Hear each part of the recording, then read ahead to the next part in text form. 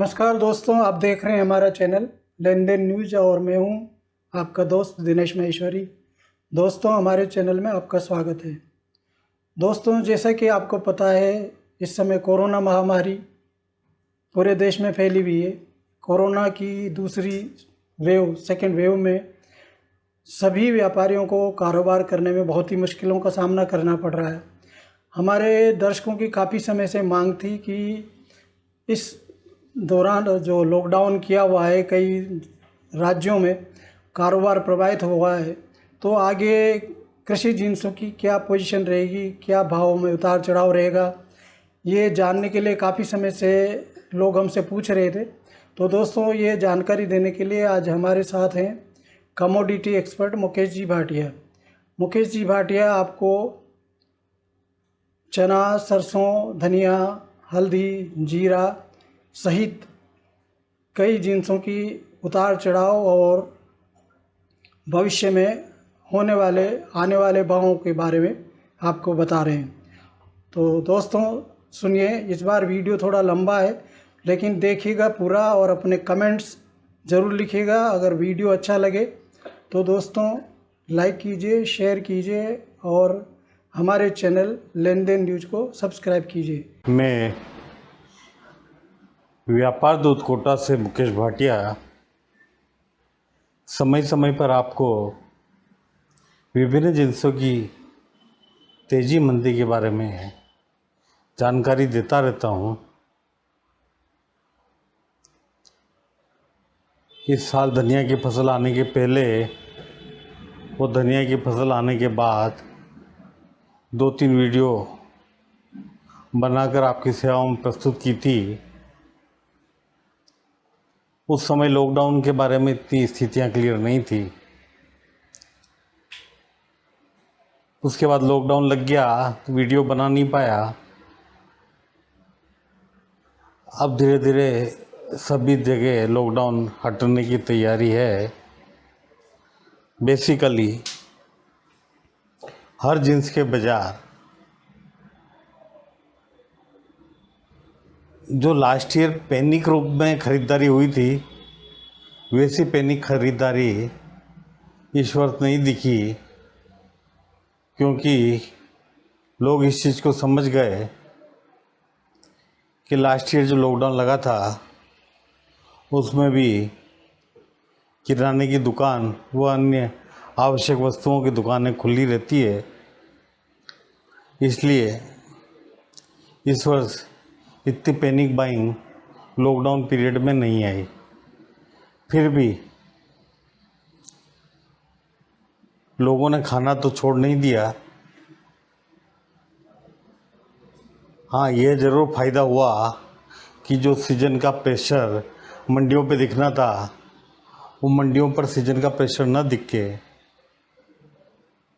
वो माल बंद मंडियों में बिका ही है। जैसे बात धनिया की करें तो धनिया की 2-2.25 लाख बोरी लॉकडाउन के पहले गोंडल मंडी में आई थी, या रामूज मंडी में बराबर 25-30 हज़ार बोरी, 20 हज़ार बोरी की आवक चल रही थी। लॉकडाउन लगने के बाद माल तो निश्चित रूप से बिका ही है, क्योंकि किसानों को भी पैसे की ज़रूरत रहती है, वो व्यापारी को भी माल की ज़रूरत रहती है।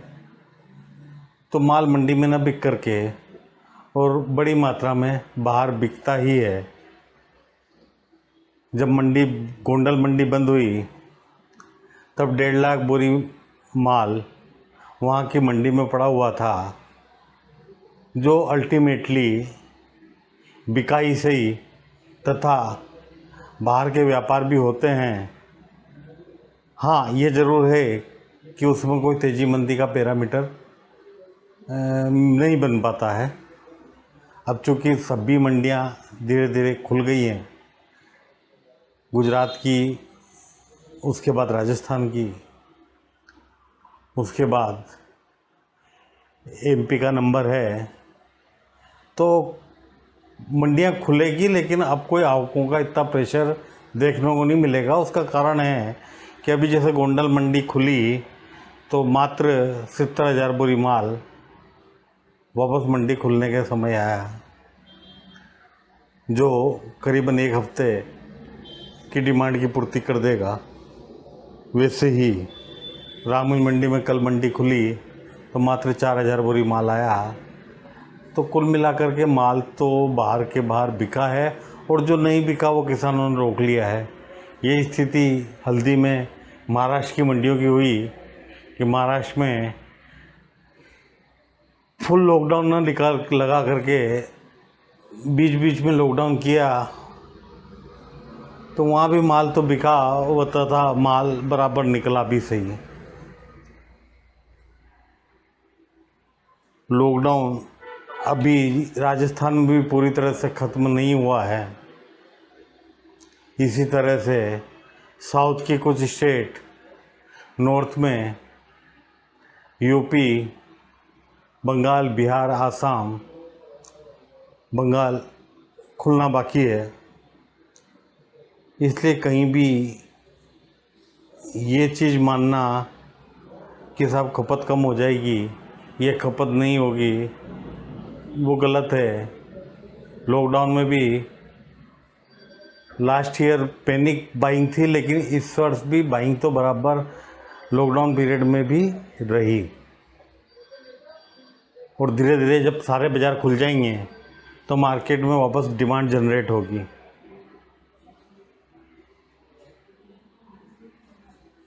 धनिया की जो मंडियां अभी चल रही है, डिमांड को देखते हुए इसमें 2-3 रुपए का सुधार आया है। वहीं 2-3 रुपए का सुधार अभी और नज़र में है कि आएगा। यही हालत हल्दी की है। हल्दी जो 74 रुपये तक बिक गई थी नीचे में, वो वापस 77-78 में काम होने लग गए है। हल्दी में भी वापस बाज़ार बढ़ेंगे। चना और सरसों के बारे में काफ़ी फ़ोन भी आ रहे हैं कि कई लोगों ने मेरी रिपोर्ट के आधार पर, कई लोगों ने बाज़ार से रिपोर्ट लेकर चना व सरसों दोनों चीज़ें स्टॉक की थी। मित्रों, चना हो या मूंग हो, ये सभी चीज़ें लगभग सरकार के सपोर्ट प्राइस के आसपास ही घूम रहे हैं, और उससे ज़्यादा जो गवर्नमेंट ने काम किया कि साहब चने का आया है, अपने कुछ दलहनों का आयात खोला है, उसकी बजाय गवर्नमेंट को तिलहन के ऊपर एक्शन लेना था। और तिलहन पर एक्शन लेने के मूड में सरकार भी नहीं दिख रही है। बराबर मीटिंगें कर रही है, स्टॉक की जानकारी ले रही है, लेकिन कोई बड़ा कदम नहीं उठाया है।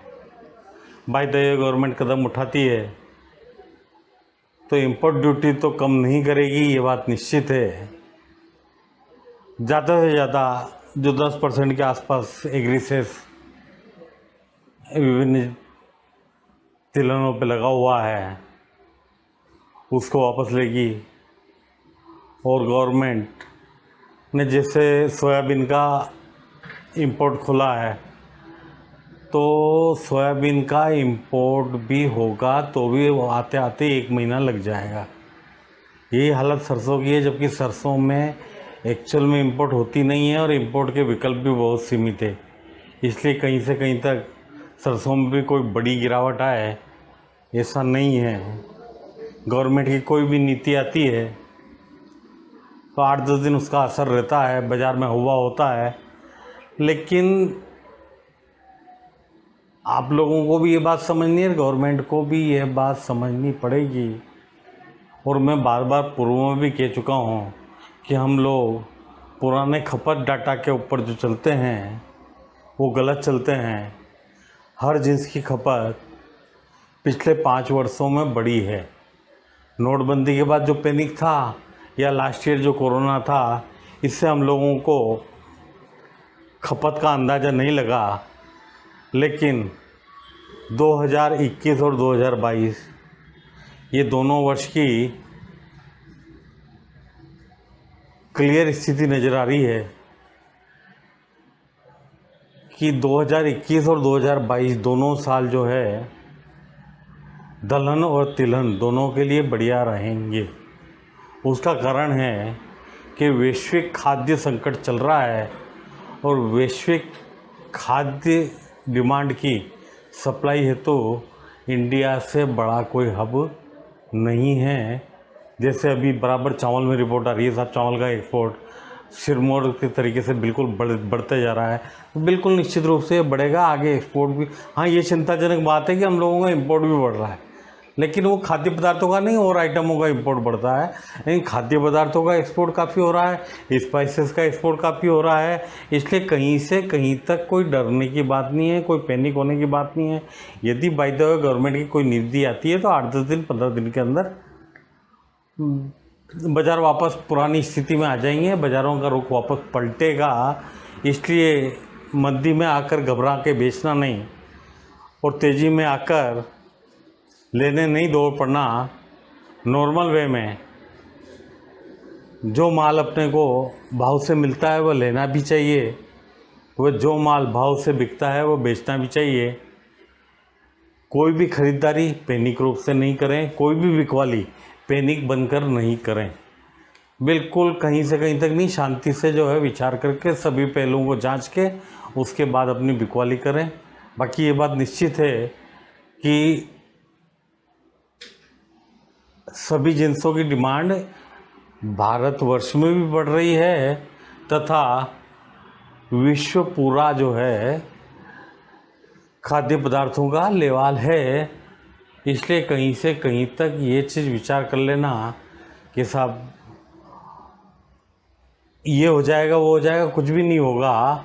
वो कहीं से कहीं तक कोई मरने जीने वाली बात नहीं है। हाँ, 2-5 रुपए की तेज़ी मंदी आजकल नॉर्मल चीज़ हो गई है। जो आदमी 2-5 रुपए की तेज़ी मंदी सहन कर सकता है उसी को स्टॉक करने का, उसी को व्यापार करने का हक है। जैसे धनिया है, धनिया को खूब कोशिश कर ली NCD बोर्ड ने मंदा करने की, नहीं हो पाया। वैसे ही सरसों में भी काफ़ी कोशिश की जा रही है मंदा करने की, लेकिन सरसों की जो मेरी पूर्व में धारणा थी वो बात अब भी फिर दोहरा देता हूँ। मेरी धारणा सरसों के प्रति ये थी कि जून के बाद सरसों मिलनी मुश्किल हो जाएगी। बीच में लॉकडाउन लग गया, इतने दिन का पीरियड आगे और बढ़ा लो, जुलाई में अगस्त में सरसों की यही स्थिति होनी है। इसको कोई नहीं रोक सकता। नई सरसों फरवरी के पहले कहीं भी नहीं आ रही है। सोयाबीन बढ़ेगा महाराष्ट्र लाइन में, वहाँ हल्दी कम होगी, इसलिए हल्दी में नहीं डरना है। सोयाबीन के अंदर जो USA वगैरह की फसल है, ब्राज़ील वगैरह की, वो फसल कमज़ोर है। ऐसे ही दलहन की फसलें कनाडा में कम है। अलबत्ता चना ज़रूर ऑस्ट्रेलिया में है, लेकिन वो भी इंपोर्ट ड्यूटी गवर्नमेंट कम करेगी तो पड़ता लगेगा, अदरवाइज़ कोई ऐसा पड़ता लगने वाली बात नहीं है। इसलिए कहीं से कहीं तक कोई पैनिक होकर के बिकवाली, पैनिक होकर ख़रीदारी नहीं करनी चाहिए। धनिया 8,000 रुपये के ऊपर निकले तो उसके बाद वापस तेज़ी माननी चाहिए। सरसों 7,000 के ऊपर निकलेगी तो वापस तेज़ी माननी चाहिए। सोयाबीन अलबत्ता इसी हाल पे घूमता रहेगा। चना समर्थन मूल्य के आसपास है, या दलहन, पूरा दलहन ले लो, सभी समर्थन मूल्य के आसपास है। इसलिए कोई इतना बड़ा डर बाज़ारों में नहीं है तथा कहीं से कहीं तक कोई पैनिक लेवाली भी नहीं आ रही है और पैनिक बिकवाली करने का भी आप लोगों को कोई हक नहीं बनता है। कलौंजी के बारे में जैसा मैंने कहा था कि विश्वव्यापी कलौंजी की खपत बढ़ रही है तथा कलौंजी के भाव 300 रुपये क्रॉस करेंगे। मैं उसी बात पे कायम हूँ। कलौंजी जो अभी 230-40 बिक रही है, यह जैसे जैसे एक्सपोर्ट बढ़ेगा, हर बार जब एक्सपोर्ट बढ़ता है तो बाज़ार तेज़ हो जाते हैं, उसके बाद वापस नहीं लौटते हैं, 2-5 रुपये लौट के फिर खड़े हो जाते हैं। यही स्थिति मेथी में भी आ रही है। मेथी भी जो है एक्सपोर्ट के ऊपर चल रही है। मेथी का जब भी एक्सपोर्ट खुलता है 5 रुपये बढ़ जाते हैं, 10 रुपये बढ़ जाते हैं, 10 रुपये बढ़े उसके बाद फिर 5 रुपये घट के फिर स्थिर हो जाती है। तो कहीं से कहीं तक उसके अंदर भी कोई ऐसा दबाव या माल का वजन नहीं है कि सब बेचने के लिए लोग आ जाएंगे। रहा सवाल जीरा में जिस दिन NCTX बोर्ड 15,200 रुपये क्रॉस कर जाए उसके बाद तेज़ी समझना, और तेज़ी भी लिमिटेड वे में लगभग 17,500 की रिपोर्ट है। लेकिन धनिया, हल्दी, सरसों, चना, ये 2-4 आइटमों में कोई डरने की ज़रूरत नहीं है। हल्दी भी 90-92 के भाव यदि क्रॉस कर जाए तो हल्दी 100 के ऊपर जाएगी।